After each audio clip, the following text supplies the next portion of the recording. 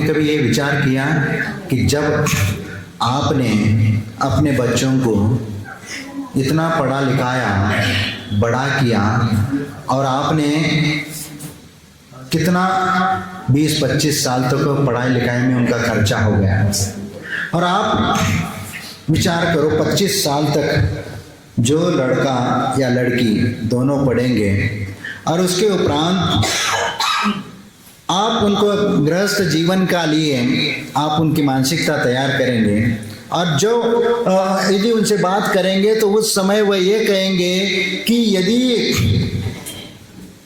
हम इतना पढ़े लिखे हैं और इतना ग्रेजुएशन पोस्ट ग्रेजुएशन हो गए, अब सर्विस करने का विकल्प आ गया, तो कोई भी बेटा हो या बेटी हो वो यही कहेंगे कि पहले सर्विस ले लेते हैं फिर बाद में शादी कर लेते हैं। तो फिर वह सर्विस के चक्कर में वह ढूंढते ढूंढते 2-4 साल उसमें और निकल जाते हैं, फिर 25-30 साल हो गए, जीवन के आधी जिंदगी उसी में निकल गई। और फिर इसके अलावा भी हमें ऐसा लड़का चाहिए, वैसा लड़का चाहिए, सर्विस वाला ही चाहिए या कोई अच्छी पोस्ट वाला चाहिए जो लाखों रुपए कमाता हो, ये और गोरा चट्टा चाहिए, ऐसा चाहिए, ये सब नहीं तो ये सब ढूंढते ढूंढते 2-4 साल और निकल जाते, फिर वो भी मुश्किल हो जाता है, क्योंकि और इसके लाने जिम्मेदार उनके माता पिता भी हो जाते हैं, क्योंकि माता पिता ने उस लड़की के लिए या लड़के के लिए ऐसे ही वो कल्पना करके उनको मानसिकता बना देते हैं कि ऐसी ही हमारे बेटी के लिए ऐसा लड़का चाहिए, ऐसा लड़का ढूंढो। लेकिन वो ढूंढते ढूंढते उनकी उम्र निकल जाती है, मातृत्व की क्षमता फिर 35-40 साल में तो वैसी कम हो जाती है। और आज लड़कियां और लड़के भी 35-35 साल के कुंवारे बैठे हैं। आपको याद होना चाहिए कि इसके लाने जिम्मेदार हम ही बनते जा रहे हैं, लेकिन हम उसको समझ नहीं पा रहे, और इसके साथ साथ इसके धर्म की हानि भी हो रही है, क्योंकि गुरु उपदेश आपको इसीलिए दे रहे हैं क्योंकि इसमें धर्म संकट है, क्योंकि जैन धर्म का अस्तित्व संकट भी रास्ते पर चल रहा है। आने वाले यदि 50-100 साल के भीतर यदि ऐसी स्थिति रहेगी तो जैन धर्म का अस्तित्व कागज के पन्नों में चला जाएगा कि इस भारत देश में कोई जैन धर्म के उपासना करने वाले लोग थे, है नहीं थे, लेकिन फिर भी हम समझ नहीं रहे कि हम एक एक बच्चा पैदा कर रहे हैं। यदि धर्म को बचाना है, संस्कृति को बचाना है तो 4-4, 5-5 बच्चे होना चाहिए। और यदि आपको ये सुन करके आपको हंसी भी आ सकती है, आपको अटपट सा भी लग सकता है, लेकिन ये वस्तु स्थिति है। आज यदि नहीं कर, आज चाइना भी कहता है कि वो एक बच्चा नहीं अब 3-3 बच्चा करो, और यूरोप में ऐसी स्थिति है कि वहाँ पर भी जिनकी जनसंख्या घट रही है। जापान में 7-8 लाख की जनसंख्या उनकी घट गई, क्योंकि दोनों मियाँ बीवी सर्विस करने वाले होते तो कोई बच्चा ही नहीं चाहता, एक भी नहीं चाहता। तो ऐसी स्थिति में दोनों सर्विस करने वाले हो गए तो बच्चे को कौन संभालेगा, घर परिवार को कैसा संभालेगा, क्योंकि दोनों संभालना नहीं चाहेंगे, वो तो फिर होटलों में जा करके पेट पूजा करके आएंगे।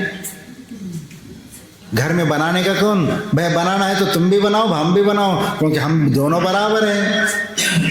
लेकिन ध्यान रखना, जीवन में यदि रथ 2 पहिए पे चलता है, दोनों पहिया पैरेलल चलते हैं, जिस प्रकार मुनि धर्म और श्रावक धर्म ये भी एक रथ के 2 पहिए हैं, तो एक साधु अपने मार्ग पर चलता है और गृहस्थ अपने मार्ग पर चलता है, तभी तो ये रथ चल रहा है। और जिस दिन इस रथ का एक पहिया भी डैमेज हो जाएगा तो दूसरा पहिया भी वैसे टूट करके समाप्त हो जाएगा।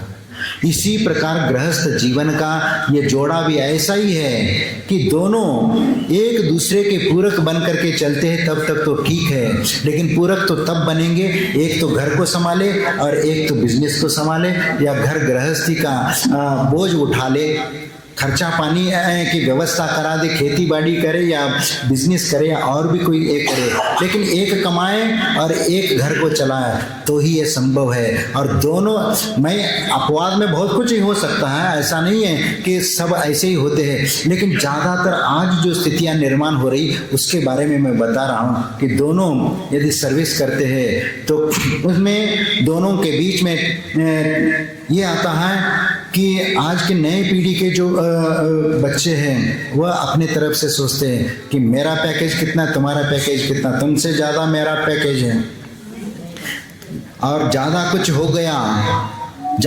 गया, तुम अपनी जगह हम अपनी जगह। और ज़्यादातर ऐसे केसेस जो नई नई शादियां हुई, एक साल भी जिनके व्यतीत नहीं हुए, वो कोर्ट में जा कर के खड़े हो रहे। और ऐसे ज़्यादातर केसेस नई जनरेशन के कोर्ट में अपने बच्चों के चल रहे हैं।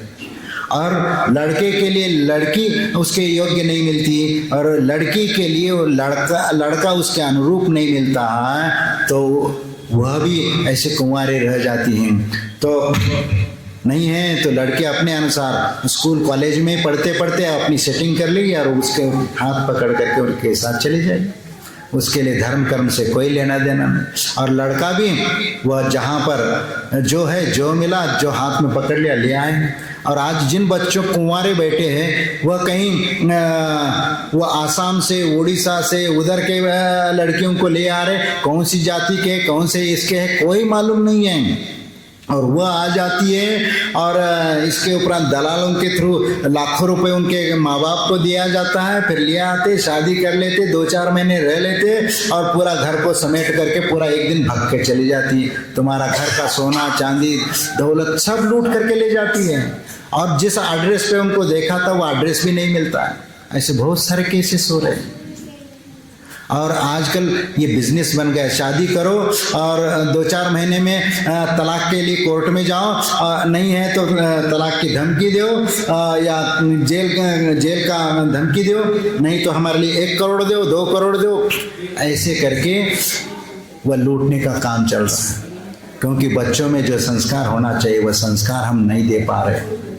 और इसीलिए हमारा समाज विघटित होता जा रहा है।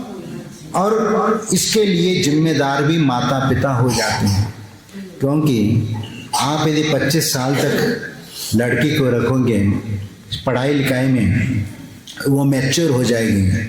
उस मैच्योर हो जो लड़की हो जाती है वो क्या उस लड़के के साथ वो एडजस्ट कर पाएगी? क्योंकि देखो, मैं एक सामान्य उदाहरण बताता हूँ। लड़का कमाता है तो वो परिवार का पालन पोषण करता है, वह अपनी बीवी को भी खर्चा निर्वाह करता है, बच्चों का भी निर्वाह करता है, परिवार के खाने पीने की भी पूरी व्यवस्था करता है। लेकिन आप ये बताएं कि यदि लड़की कोई सर्विस करती कमाती है तो वह पैसा किसके लिए लगता है? क्या परिवार के लिए वह लगता है क्या? हाँ, कहाँ किसके लिए लगता है? वो सोच ही नहीं पाती।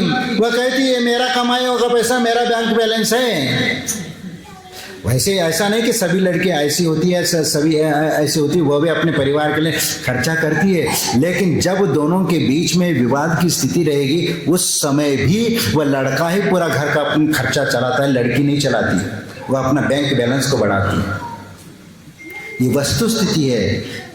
इसीलिए पुराने लोग कहते हैं कि लड़की को अपने घर संभालना चाहिए और लड़के को कमाना चाहिए, तो घर का बैलेंस बनता है। मैं ये नहीं कह रहा कि लड़कियों को नहीं पढ़ाना चाहिए, लड़की को पढ़ाओ, लेकिन घर गृहस्थी को कोई चला सके ये दृष्टिकोण से पढ़ाना चाहिए। और ये भी बात मैं ये बताना चाहता हूँ, यदि आपने घर और परिवार को सुरक्षित चाहते हो तो लड़की को 17-18 साल में ही उनको ससुराल भेज दीजिए, देख लेना। क्योंकि आप लोगों की जीवन में आप लोगों की शादियां हुई थी, कितनी उम्र में हुई थी विचार करो। और आप जिस परिवार में गए और उस परिवार को अपना मान करके उस परिवार के साथ आपने रहा और आपने उसका पालन पोषण किया, और इससे तुम्हारी जिंदगी कैसी सुख में व्यतीत हुई। क्योंकि इसके बावजूद भी आप उस परिवार का हिस्सा बन करके अपनी ज़िंदगी जी रहे हैं। लेकिन आज की लड़कियां जब शादी होती है तो 1-2 साल भी आपस में नहीं रह पाती, और पहला यही कंडीशन होता है कि सास ससुर के साथ हम नहीं रहेंगे, हम अकेले रहेंगे, एकल परिवार। और एकल परिवार की पीड़ा क्या है ये आप नहीं समझते, क्योंकि कहीं पर भी जाना है तो साथ में लेकर के जाना पड़ेगा। यदि कोई बिजनेस करना चाहे तो अकेला कौन कहाँ तक कर पाएगा। यदि दुकान चलाना है तो माल लाना जाना है या ऑर्डर लेना है तो बाहर जाना पड़ेगा। 2-2 दिन यदि बाहर चला जाएगा तो वो बीवी कहेगी भाई अंधेरा हो गया, लाइट चली गई, डर लगने लगा, आ जाओ वापस। तुरंत शाम को फोन जाएगा कितने बजे तक आ रहे हो। तो वह बेटा, वह पति वहाँ बाहर जा करके भी वह शांति से अपना बिजनेस भी नहीं कर सकता। वो भागा भागा आता है बच्चों के लिए, परिवार के लिए। और कहीं पर भी चले जाए, रिश्तेदारी में चले जाए, कहीं पर भी चले जाए, वापस लौट करके उनको 7-8 बजे तक 10 बज जाए तो वापस आना ही है इसको। आप विचार करो, यदि परिवार में 4-5 बच्चे हो और वह यदि बिजनेस करते हैं और ये करते हैं तो घर संभालने में कितनी सहूलियत होती है। ये विचार करो कि एक तो दुकान में बैठा रहेगा, एक तो रिश्तेदारी निभाएगा, एक तो बिजनेस के लिए बाहर जाएगा, ऑर्डर लेगा, देना है, ये करना है, वो भी देखेगा। तो 4-5 लोग मिल करके जब बिजनेस चलाते तब कभी वह घर परिवार बड़ा हो जाता है। आप विचार करिए, जितने बड़े लोग हैं ना, जितने भी पैसे वाले, अकेला एक व्यक्ति होकर के इतना बड़ा नहीं बनता। परिवार से मिल करके वो कमाई करता है तब कहीं वो परिवार बड़ा हो जाता है। जितने भी उदाहरण आप देख लीजिए, पुराने ढूंढ करके देख लीजिए। और आज गलती हम यही कर रहे हैं कि बच्चा सर्विस करना है तुम्हें, और ये विचार नहीं करते कि आपका बच्चे में इतनी टैलेंटेड है, उतनी क्षमता है, बिजनेस करने की क्षमता है, इसीलिए तो वह कहीं भी किसी भी कंपनी में जा कर के सर्विस करता है तो वहाँ पर वह उस कंपनी को लाखों करोड़ों का उसको कमाई करके दे रहा है। तो स्वयं के अपनी कंपनी खोल करके वो क्यों कमाई करना नहीं चाहता, सर्विस ही क्यों करना चाहता है। अरे नौकर बन करके जीने की कौन सी जिंदगी है। अरे स्वयं मालिक बन करके जियो, राजा बन करके जियो। ये हम विचार नहीं करते। और ध्यान रखो, जैन समाज का एक भी बच्चा ऐसा नहीं है जो भीख मांगता हुआ कहीं फिरता हो। ये अपना समाज का गौरव है, क्योंकि अपना बच्चा मेहनत करके कमा करके खाना चाहता है, वह कहीं भीख मांग करके नहीं। इसीलिए पूरे भारतवर्ष में एक भी भिखारी आपको कहीं पर भी नहीं मिलेगा जैन समाज का। लेकिन हमें इस गंभीरता को समझने की आवश्यकता है कि आज हमें आने वाली पीढ़ी को हमें ये बताना है, समझाना है। क्योंकि जिन लोगों ने 1-1, 2-2 बच्चे किए, आज वो भुगत रहे हैं कि अब घर में वही मियाँ बीवी 2 रह रहे, आलीशान 2-2, 3-3 मंजिल का बंगला है और उसमें झाड़ू लगाने वाला भी कोई नहीं है, और 2 मियाँ बीवी प्राणी बैठे हैं और बुढ़ापे का समय काट रहे हैं, और बीमार पड़े तो अस्पताल ले जाने वाला कोई नहीं, और पानी पिलाने वाला भी कोई बेटा साथ में नहीं है। तो बुढ़ापे की जिंदगी कैसे काटोगे, कभी विचार किया है गंभीरता से? ठीक है, आप तो आप ये समझोगे कि मैंने तो अपना बेटे का कर्तव्य कर ले, पढ़ा लिखा। यही तो गलती करी तुमने, ज़्यादा पढ़ा लिखा करके। तुम उतना ही पढ़ाते कि बाप का बिजनेस संभाल सके। आपने ये सोचा कि हमारा बेटा ज़्यादा पढ़ा लिखाएगा, ज़्यादा सर्विस कर लेगा, और उसके फिर उसके बाद वो ये थोड़ी सोचेगा कि माँ बाप की सेवा करते हुए यहाँ बैठूंगा। वो तो बाहर ही जाएगा ना। और यदि आपको ये कहते हैं कि पढ़ लिख करके तुम्हें ये बिजनेस संभालना है, और ये पढ़ाई जो है, ये पढ़ाई तुम्हें इसीलिए है कि इस बिजनेस का आइडिया तुम्हारे दिमाग में आ जाए, ये MBA भी करो तो वो बिजनेस का ज्ञान आपको हो, इसके लिए आपको सिखा रहे, न कि सर्विस करने के लिए तुम्हें सिखा रहे हैं। ये पहले से संस्कार उन बच्चों में आपने दिया क्या? नहीं, हमने तो यही दिया कि भाई पढ़ लिख करके सर्विस करोगे, लाखों रुपए कमाओगे, बस यही उनको सिखाया। लेकिन बिजनेस करने का आपने सिखाया नहीं उसको। इसी के कारण तुम्हारा बेटा तुम्हारे पास नहीं है आज।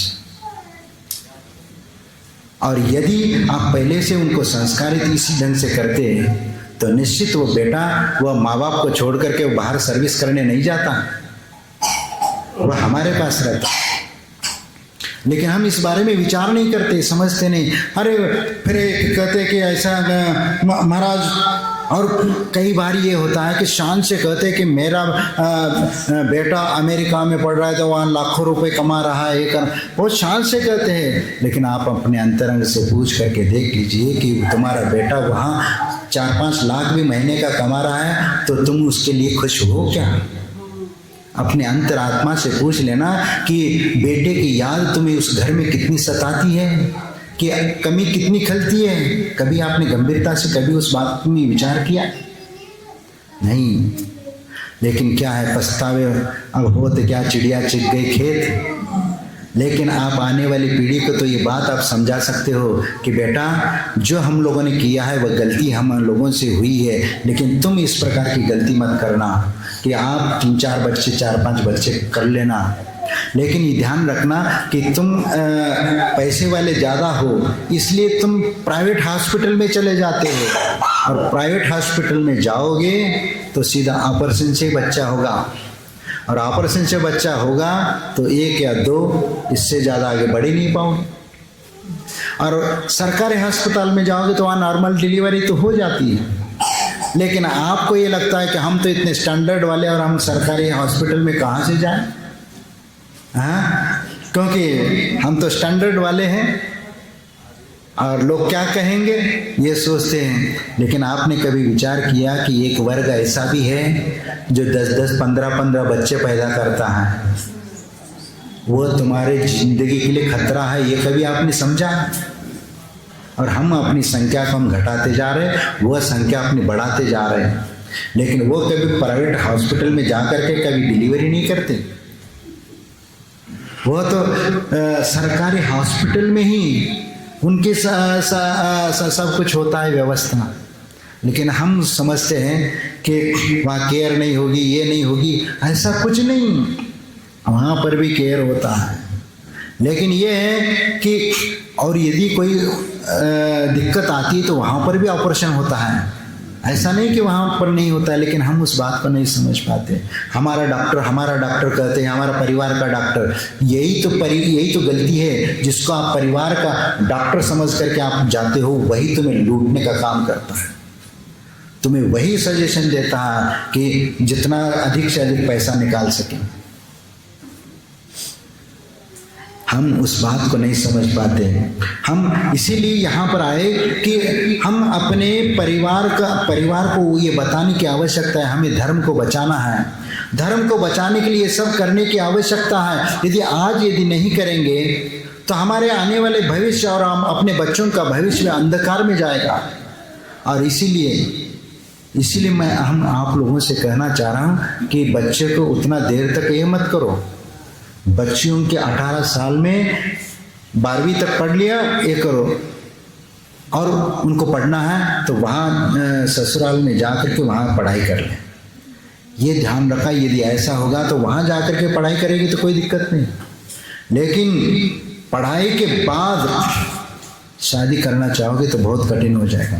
और सर्विस लगने के उपरांत, लड़की को सर्विस लगने के उपरांत तो उसकी ज़िंदगी और कठिन हो जाएगी, क्योंकि वह लड़की ऐसा अपने लेवल पे सोचना शुरू कर देती है, क्योंकि वो मैच्योर हो जाती है और अपने अनुसार वह सोचना करती है कि मैं इतने लेवल पे हूँ तो मेरे लिए इसी स्टैंडर्ड का लड़का चाहिए।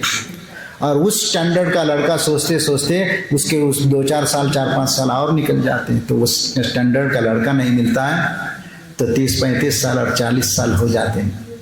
ऐसे आज भी है, 40 साल हो गए, लेकिन आज तक लड़के की शादी हुई या न लड़कियों की शादी हुई। तो इसीलिए इसके लिए जिम्मेदार स्वयं माता पिता भी हो जाते हैं, और फिर कुछ हिस्से में वह लड़की और लड़का भी जिम्मेदार हो जाते हैं। लेकिन ज़्यादातर उनके कर्ता धर्ता माता पिता पालन पोषण करने वाले ये जिम्मेदार हो जाते हैं।